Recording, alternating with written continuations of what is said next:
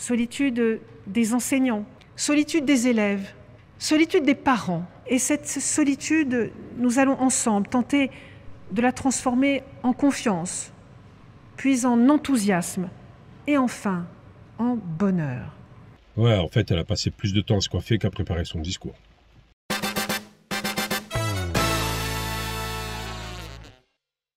Ça ressemble bien à un couac de la part de la ministre de l'Éducation nationale.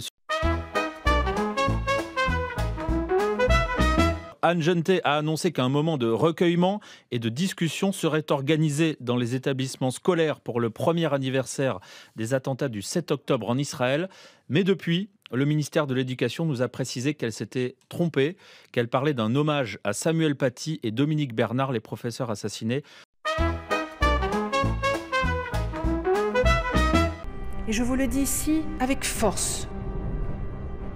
Je me tiendrai toujours aux côtés de nos professeurs. Parce qu'ils sont chaque jour les patients architectes du pays de demain. Parce qu'ils sont les gardiens de ce chemin de lumière qui est l'éducation. Ensemble, nous continuerons à défendre une école qui refuse l'abîme de l'obscurité. Une école qui, aujourd'hui comme demain, restera le cœur battant de notre République, son socle indéfectible, son horizon d'espérance.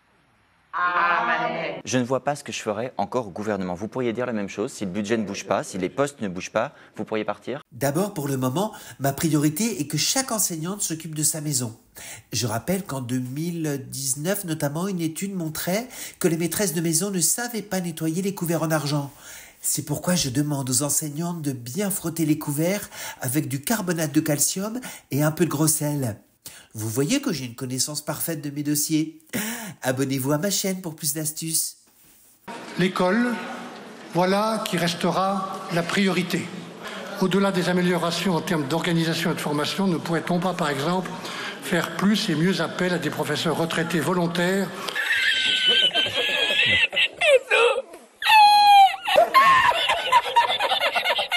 Sauf qu'on ne s'attendait pas à ce que la ministre de l'Éducation fasse cette même blague qui va ravir les professeurs qui nous regardent.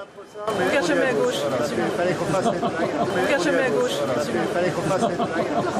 Ah, mais j'avais pas compris. Et donc c'est pour ça qu'elle veut détruire l'école publique. Ok, d'accord. Non mais je comprends mieux.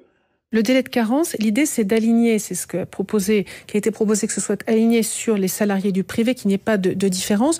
Moi je ne vois pas la raison pour laquelle on s'opposerait à ce qu'il y ait une égalité de traitement entre tous les gens qui travaillent. Alors on est d'accord ou on n'est pas d'accord avec Anne Genetet, mais reconnaissez quand même qu'elle est vraiment bien coiffée. Arriver à sortir des trucs pareils avec un tel niveau d'élégance, c'est même plus du prof bashing, c'est du prof brushing. Ceci n'est pas une vidéo. Ceci est un message d'alerte. Le moment est grave. Censurer le gouvernement, c'est fragiliser la France qui travaille. Censurer, c'est priver notre école de moyens dont elle a tant besoin. Il ne s'agit pas de chiffres abstraits ou de cases à cocher, mais de vie concrète, celle des élèves, des professeurs, des familles, à ceux qui veulent à tout prix censurer. Je leur dis, demain, il faudra assumer de priver la France d'un budget pour 2025, assumer d'affaiblir nos services publics, nos écoles, nos hôpitaux, nos forces de l'ordre. Affaiblir nos services publics, nos écoles, nos hôpitaux, nos forces de l'ordre, c'était déjà le cas quand même, hein.